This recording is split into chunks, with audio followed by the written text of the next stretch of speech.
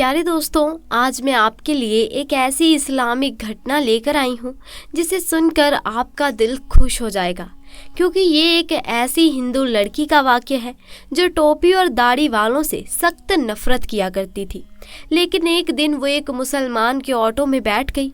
उस मुसलमान दाढ़ी वाले ने उस लड़की के साथ क्या किया, आइए आपको बताते हैं। अस्सलाम वालेकुम प्यारे दोस्तों। एक बार लखनऊ की सड़क पर एक हिंदू लड़की खड़ी हुई थी। दरअसल वो किसी ऑटो वाले का इंतज़ार कर रही थी। उसको अपने घर जल्दी जाना था। अचानक से उसे एक ऑटो वाला आता हुआ दिखाई दिया। उसने उस ऑटो वाले को रुकने का इशारा करते हुए हाथ दिखाया और उसको रुकवा लिया। ऑटो वाले ने कहा, जी मैडम, कहाँ जाना है? लड़की ने देखा कि ऑटो वाला तो एक मुसलमान है। उसके सर पर टोपी भी है, चेहरे पर दाढ़ी भी है। उसने ऑटो वाले को एक मौलवी समझकर अपने दिल ही दिल में कहा कि इसे कैसे कह दूं कि आप यहाँ से चले जाइए, मुझे कहीं नहीं जाना। मगर उस लड़की का ऑफिस एक सुनसान जगह पर होने की वजह से टैक्सी वाले, ऑटो वाले उधर से कम ही गुजरा करते थे।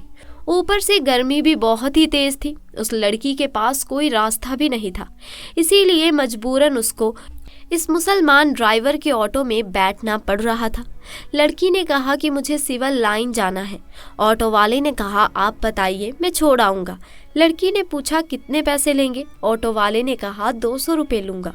लड़की के दिल में ख्याल आया कि इससे पहले तो वो 300 रुपये देकर गई थी। फिर वो सोचने लगी कि सब जो कहते हैं कि मौलवी लालची होते हैं, बहुत बुरे होते हैं, हफस के मारे होते हैं, ये दाढ़ी और टोपी वाले भरोसे के काबिल नहीं होते। ये सोचकर ये ऑटो वाले से बहुत ही ज़्यादा डर गई थी। लेकिन तेज़ धूप और गर्मी ज़्यादा सोचने उसे नहीं दे रही थी। इतने में ऑटो ड्राइवर बोला, मैडम चलो बैठ जाओ, 180 रुपये दे देना। लड़की बोली, जी ठीक है, सामने मेरा सामान रखा हुआ है जो बहुत भारी है, अकेले मुझसे उठाया नहीं जा रहा, हो सके तो आप थोड़ी मदद कर देना। ऑटो वाला बोला, कोई बात नहीं, आप बैठ जाइए, मैं सामान रख देता हूँ। उसके बाद उस ऑटो ड्राइवर ने लड़की का सामान रख दिया और चल पड़ा। थोड़ी देर के बाद ऑटो ड्राइवर ने कहा, मैडम दरअसल मैं एक बयान सुन रहा था, वो भी बीच में रह गया। अगर आपकी इजाज़त हो तो क्या मैं सुन सकता हूँ? अगर आपको बुरा ना लगे तो क्या मैं अपना ऑडियो टेप चालू कर सकता हूँ? उसके बाद लड़की ने कहा, मुझे कोई परेशानी नहीं है, आप सुन सकते हैं। उसके बाद ऑटो ड्राइवर ने अपना म्यूज़िक सिस्टम ऑन कर दिया। एक मौलवी साहब बयान फरमा रहे थे। बयान था बुर्के पहनने के बारे में। ना चाहते हुए भी वो बयान उस लड़की को सुनना पड़ रहा था। गैर मुसलमानों और नास्तिकतों में रहकर उस लड़की के दिल में मुसलमानों के लिए सिर्फ और सिर्फ नफरत भरी हुई थी। लड़की को सिर्फ यही बताया और सिखाया गया था कि मौलवी भी एक भेड़िया होता है, जिसका मकसद माल और दौलत और लालच के अलावा कुछ नहीं होता। मजहब और धर्म के नाम पर सिर्फ पैसा कमाना ही उसका पेशा होता है।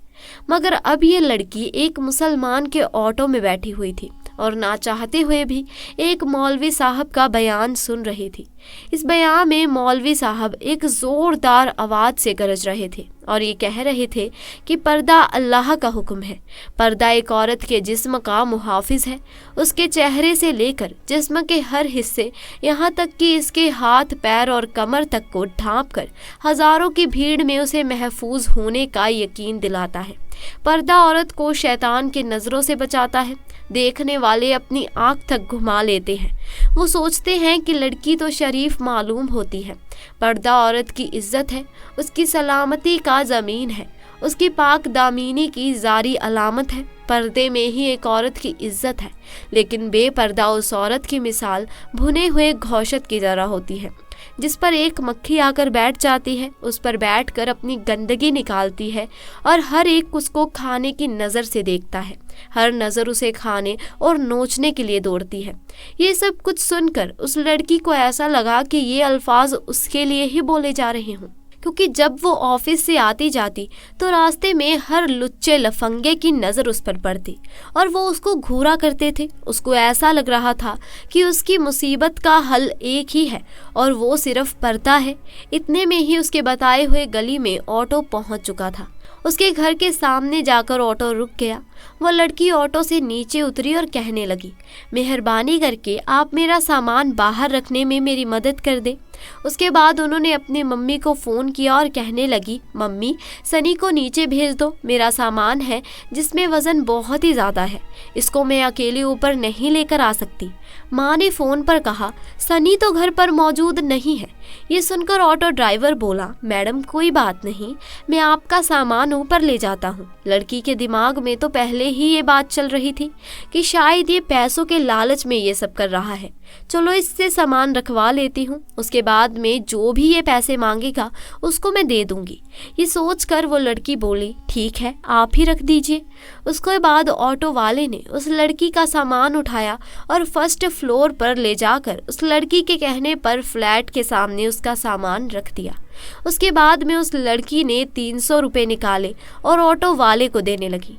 ऑटो ड्राइवर ने कहा, 300 रुपये किस बात के हैं? ये सुनकर वो लड़की कहने लगी, दरअसल कुछ दिन पहले मैं यहाँ तक ऑटो में आई थी, उस ड्राइवर ने मुझसे 300 रुपये लिए थे और आपने तो मेरा सामान भी उठाया है। अगर इसके पैसे आप अलग से लेना चाहते हैं तो मैं आपको अलग से दे देती हूँ।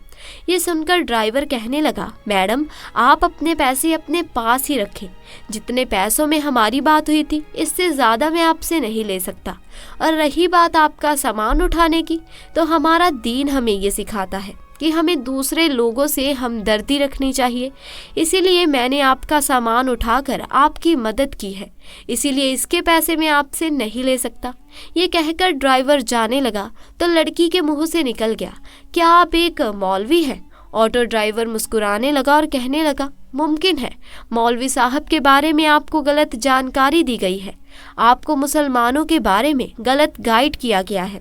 मैं एक मौलवी नहीं, अलीज़ हाफिज़ तो नहीं, लेकिन मैं उनसे मोहब्बत करने वाला मैं एक मुसलमान हूँ। ये कहकर ऑटो वाला जाने लगा। लड़की अपनी आंखों में आंसू लिए अपनी घर की तरफ जाने लगी। प्यारे दोस्तों, अगर आपको एक मुसलमान की ज़िंदगी क्या होती है ये देखनी है तो आप अल्लाह के प्यारे नबी जनाजे मोहम्मद सल्लल्लाहु अलैहि वसल्लम से अच्छी मिसाल आपको इस पूरी दुनिया में कहीं नहीं मिल सकती। मोहम्मद सल्लल्लाहु अलैहि वसल्लम ने औरतों के हक में उस वक्त आवाज़ उठाई थी जब लड़कियों को जिंदा दफन कर दिया जाता था। इसीलिए दोस्तों याद रखें कि अगर कोई इंसान गलत काम करता है तो यकीनन वो इंसान गलत हो सकता है, उसका मजहब नहीं। आज के दौर में लोग बहुत ही ज़्यादा मगन हो गए हैं, जिनको खुद इस्लाम के बारे में मालूम नहीं, वो अपने बच्चों को क्या बताएंगे। याद रखें, इस्लाम बिल्कुल पाक और साफ मजहब है, इस्लाम हक है, किसी के कहने सुनने से इसको बुरा भला ना कहें। अगर फिर भी आपके दिमाग में इस्लाम को लेकर कोई भी गलत फहमी है तो आप खुद अल्लाह के पैगंबर मोहम्मद सल्लल्लाहु अलैहि वसल्लम के बारे में पढ़ें, उनको देखें, आपको ज़र्रा भर भी कहीं पर गलती नज़र नहीं आएगी। अगर आप किसी मुसलमान को गलती या फिर बदतमीज़ी करता हुआ देखें तो आप उसे सिर्फ इतना बोल दें कि तुम्हें तुम्हारे प्यारे नबी ने क्या यही सिखाया है। यकीन करिए दोस्तों, अगर वो सच्चा मुसलमान होगा तो शर्म से वहीं पर पानी पानी हो जाएगा और वहीं पर वो सच्ची तौबा कर लेगा। दोस्तों, ये हदीस हमें सिखाती है कि ईमान का होना किसी चीज़ में आंतरिक विश्वास रखने तक ही सीमित नहीं है। सच्चा ईमान तभी है जब ये मुसलमान के व्यवहार, कार्यों और शिष्टाचार में प्रकट होता है, खासकर अन्य लोगों के साथ व्यवहार करते समय। इमाम हसन अल बसरी अराई ने एक बार पूछा गया कि ईमान क्या है। उन्होंने उत्तर दिया, ये उन चीज़ों से दृढ़ता है जो शक्तिशाली और शानदार अल्लाह द्वारा निषेध है और स्वीकृति है। फिर उनसे पूछा गया, दृढ़ता और स्वीकृति क्या है? उन्होंने उत्तर दिया, अल सब्र का अर्थ है अल्लाह ने जो मना किया है उससे पीछे हटे रहना, और ताकतवर और राजसी अल्लाह ने जो आदेश दिया है उसे स्वीकार करना। तो दोस्तों, आज के लिए बस इतना ही। आपको हमारा आज का ये वाक्य कैसा लगा कमेंट सेक्शन में ज़रूर बताएं।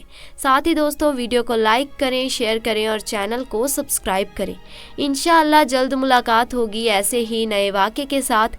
तब तक के लिए खुदा हाफिज़।